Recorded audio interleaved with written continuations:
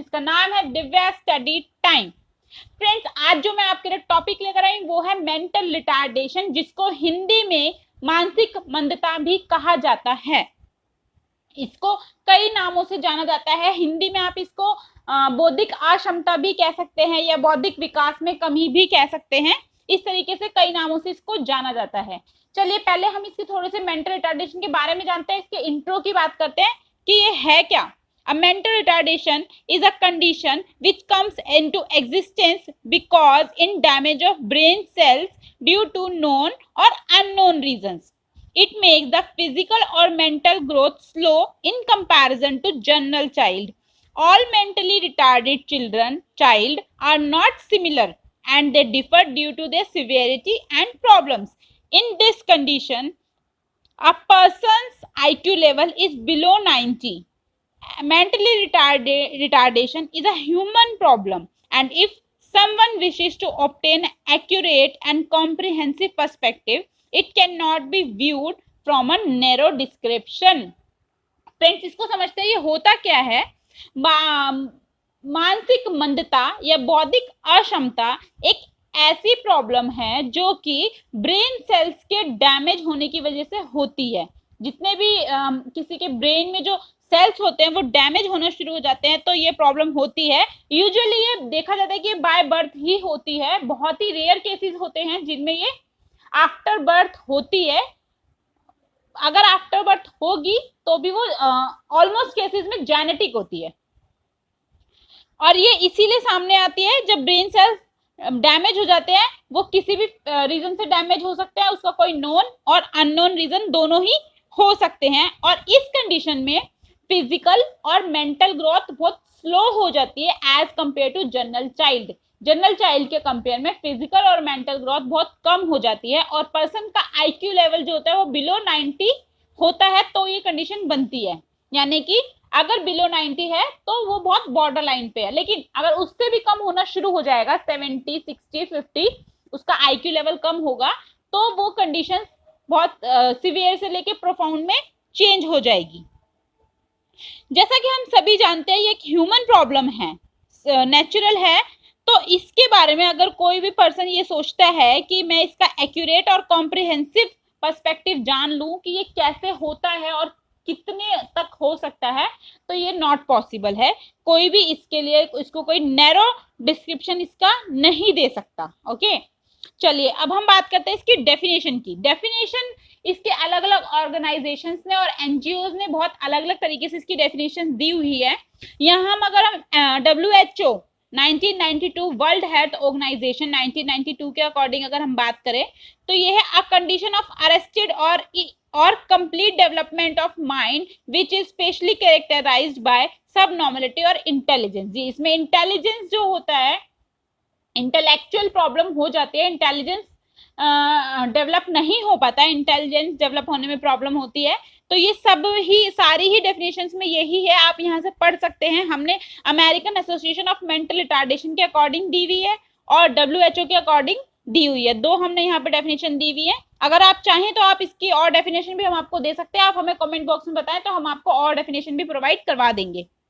अब हम बात करते हैं इसकी क्लासिफिकेशन की। Classification of mental retardation, friends इसकी क्लासिफिकेशन तीन बेसिस पे हम कर सकते हैं। पहला मेडिकल बेसिस पे, साइकोलॉजिकल बेसिस पे और एडुकेशनल बेसिस पे, सॉरी, ठीक है। तो अगर हम इसको अलग अलग समझें, सबसे पहले समझते हैं मेडिकल क्लासिफिकेशन कैसे होती है। लाइक अगर हमें किसी पर्सन में ये सिम्टम्स और फैक्टर्स दिखाई दे रहे हैं तो हम उसको मेंटली रिटार्डेड, हमें उस चीज पे ध्यान देना चाहिए। हम ये कह सकते हैं कि शायद इस पर्सन को ये प्रॉब्लम हो। अब वो कौन से फैक्टर्स होते हैं? इन्फेक्शन एंड ड्रग्स, मेंटल और फिजिकल प्रॉब्लम कुछ हो, या कोई मेंटल डिजीज हो। अननोन फैक्टर्स हो सकते हैं फ्रॉम बर्थ, क्योंकि बर्थ से पहले का किसी को कुछ नहीं पता, कोई भी फैक्टर बन सकता है। जेनेटिक डिसऑर्डर हो सकता है। डिजीज ड्यूरिंग प्रेगनेंसी के, अगर प्रेगनेंसी के ड्यूरिंग में कोई अगर डिजीज हो गई है मदर को तो ये फैक्टर बन सकता है। और साइकोसिस। चलिए अब हम बात करते हैं इसकी साइकोलॉजिकल क्लासिफिकेशन की। जैसा मैंने आपको बताया 3 तरीके से इसकी क्लासिफिकेशन हो सकती है, 3 बेसिस पे। पहले हमने पढ़ी इसकी क्लासिफिकेशन मेडिकल बेस पे, फिर साइकोलॉजिकल बेसिस पे, और लास्ट है एडुकेशनल बेसिस पे। साइकोलॉजिकल बेसिस पे देखते हैं, अगर हम किसी साइकोलॉजिस्ट के पास जाते हैं तो वो इसको कैसे क्लासिफाई करेगा कि मेंटल रिटार्डेड है और कितना है इसकी percentage. A psychologist measure the intelligence question through a psychological testing to make a psychological classification of an individual. The IQ of a person can be calculated by the given formula. जैसा कि मैंने आपको बताया, इसमें IQ level कम हो जाता है, तो जो साइकोलॉजिकल, अगर हम इसकी क्लासिफिकेशन की बात करें तो वो हमारा साइकोलॉजिस्ट जो करेगा वो साइकोलॉजिकल टेस्ट करेगा पहले, उसी के बेस पे वो IQ लेवल पता करेगा, और IQ लेवल से मतलब मेंटली रिटार्डेड की क्लासिफिकेशन हो सकती है कि किस कैटेगरी का मेंटली रिटार्डेड पर्सन है। इसका फॉर्मूला क्या होता है, IQ level equals to IQ level, intelligence question को मैं IQ से डिनोट कर रही हूँ, IQ level is equals to MA upon में CA इनटू में 100, यानी कि IQ for intelligence question, MA for mental age at the time of testing, जब उसका साइकोलॉजिकल टेस्ट हो रहा है उस टाइम पे उसकी मेंटल एज क्या है, अपॉन में chronicle age of a person, that is actual age कितनी है, यानी कि अगर कोई चाइल्ड जाता है कोई साइकोलॉजिकल टेस्ट करवाने तो उसकी एक्चुअल एज कितनी है, क्रॉनिकल एज, और उसकी एक्टिविटीज के हिसाब से उसकी मेंटल एज कितनी है, मेंटल एज अपॉन में क्रॉनिकल एज इनटू में 100, जिससे कि उसका इंटेलिजेंस क्वेश्चन पता चलेगा। अगर हमें एक बार इंटेलिजेंस क्वेश्चन पता चल गया तो हम उसको इजीली कैटेगराइज कर सकते हैं कि वो किस कैटेगरी का उसको प्रॉब्लम है। लाइक अगर उसका इंटेलिजेंस क्वेश्चन 70 to 85 और 90 तक है तो वो बॉर्डर लाइन पर है MR की कंडीशन में, लेकिन अगर उसका इंटेलिजेंस क्वेश्चन 50 to 70 हो जाता है तो देन वो माइल्ड MR की कैटेगरी में आता है, मॉडरेट में 35 to 50 आते हैं, सिवियर कंडीशन में 20 to 35 IQ लेवल होता है, और प्रोफाउंड कंडीशन में बिलो 20 होता है। आप समझ रहे हैं, बिलो 20 का मतलब उसका IQ लेवल जो उसका इंटेलिजेंस क्वेश्चन है वो 20 से भी बिलो है, तो आप समझ सकते हैं वो कैसी एक्टिविटी करेगा बच्चा। अब हम बात करते हैं एडुकेशनल क्लासिफिकेशन की। एडुकेशनल क्लासिफिकेशन को भी 3 टाइप से कैटेगराइज किया गया है, एक एडुकेबल MR, ट्रेनेबल MR और कस्टोडियल MR। सबसे पहले बात करते हैं एडुकेबल MR क्या होते हैं। इस कैटेगरी में जिनका IQ लेवल 50 से लेकर 70 के बीच में होता है वो एडुकेबल MR की कैटेगरी में आते हैं। इनको हम ट्रेन कर सकते हैं इनके सोशल स्किल्स के लिए, ताकि ये मेन स्ट्रीम में सोसाइटी में मिक्सअप हो सके, इनको हम ट्रेनिंग दे सकते हैं। नेक्स्ट आता है trainable MR। In this category the children who can improve with training, such children primarily given training in the area of self help skills and social adjustment। ये वो बच्चे होते हैं जो जिनको हम ट्रेनिंग देकर ठीक कर सकते हैं, वो ट्रेनिंग लेने से इम्प्रूव हो जाएंगे। उन बच्चों को ट्रेनिंग दी जाती है कि वो खुद की हेल्प कर सके, यानी कि अपना खुद DLS अपना खुद से कर सके, अपनी ADL एक्टिविटीज खुद से कर सके और किसी पर डिपेंड ना रहे, और सोशलाइजेशन अच्छे से कर सके। ओके, नेक्स्ट आता है हमारा कस्टोडियल MR। कस्टोडियल मतलब आप नाम समझ रहे हैं, कस्टडी में जो रहते हैं वो बच्चे जिनका IQ लेवल आप समझ लें सिवियर से प्रोफाउंड, यानी कि 35 से लेकर 20 और 20 से बिलो अगर उनका IQ लेवल है तो वो कस्टडी में उनको रखा जाता है। इस such children are unable to achieve sufficient skills to care, to look after and their daily living activities. They require total care supervision in their whole life. They are also called care group children. जी, जैसा अभी हमने पढ़ा, ये बच्चे, इन बच्चों को हम ट्रेनिंग भी नहीं दे सकते, ना ही कोई ये एजुकेशन भी नहीं ले सकते, ना ही ट्रेनिंग दे सकते। इवन इनको अपनी DLS के लिए भी दूसरे पे डिपेंड होना पड़ता है, ये अपनी DLS भी खुद से नहीं कर सकते, इनको कस्टडी में रखा जाता है।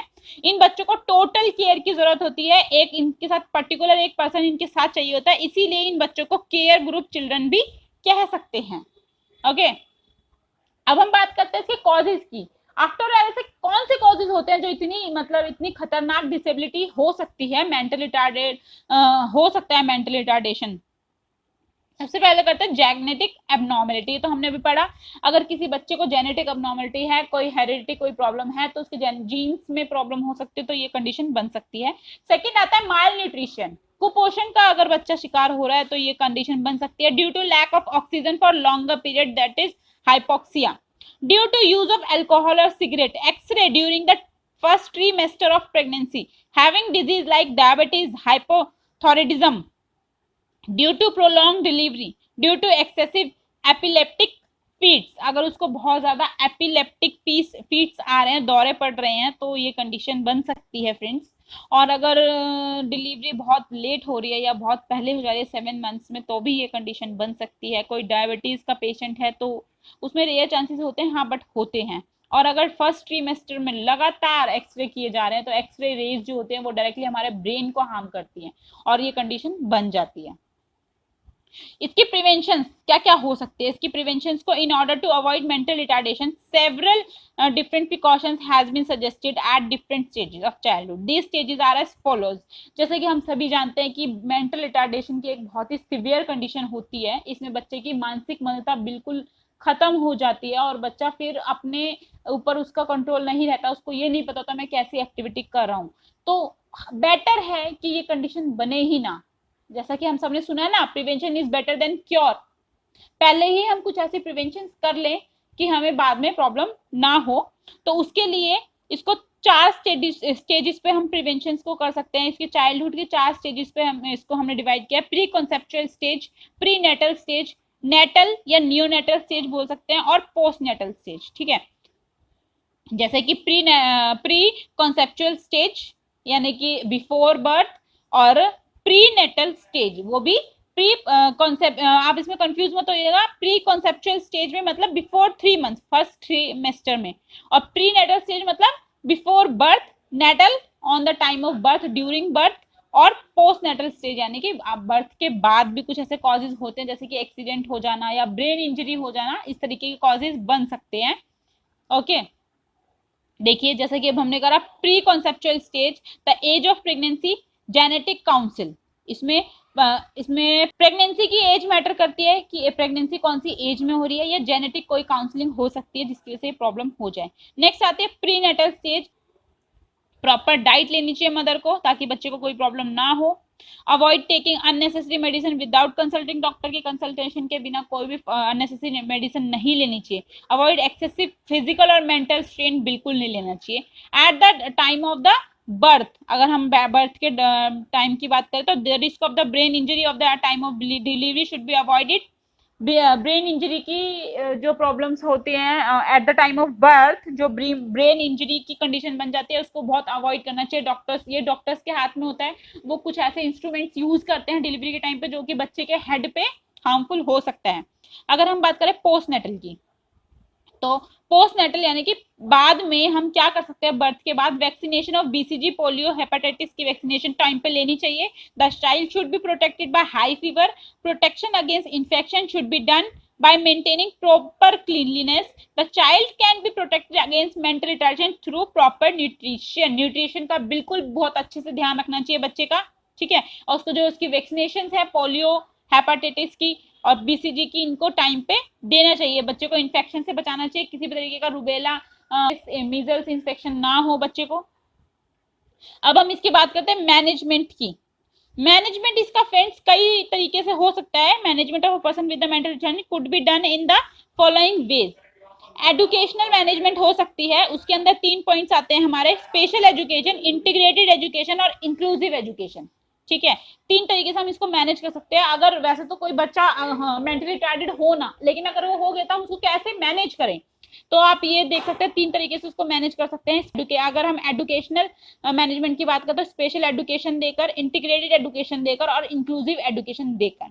Management through aids and appliances, अलग अलग उनके एड्स और अप्लायंसेस होते हैं बच्चों के, वो यूज करके हम बच्चे के मैनेज कर सकते हैं। Creating a barrier free environment, बच्चों के लिए बैरियर फ्री इन्वायरमेंट क्रिएट करें जिससे बच्चों को प्रॉब्लम ना हो और मैनेजमेंट इजी हो जाए। Creating a barrier free environment. Occupational management हम कर सकते हैं, जो बच्चे मॉडरेट की कंडीशन में आते हैं उनको हम स्किल्स और ट्रेनिंग देकर ऑक्यूपेशनल मैनेजमेंट उनकी कर सकते हैं। सोशल इंटीग्रेशन कर सकते हैं बच्चों की, और लास्ट में फंक्शनल मैनेजमेंट कर सकते हैं, उनके फंक्शंस पे ध्यान देकर, उनकी एक्टिविटीज को एनहांस करके, उनकी स्किल्स को एनहांस करके हम उनकी मैनेजमेंट कर सकते हैं। Thanks for watching friends.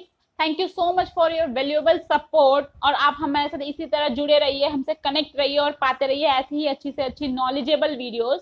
और अगर आपको किसी भी तरीके का कोई डाउट हो तो आप हमें प्लीज कमेंट बॉक्स में जरूर बताएं, हम आपकी क्वेरी को जल्द से जल्द सॉल्व करेंगे। Thank you very much.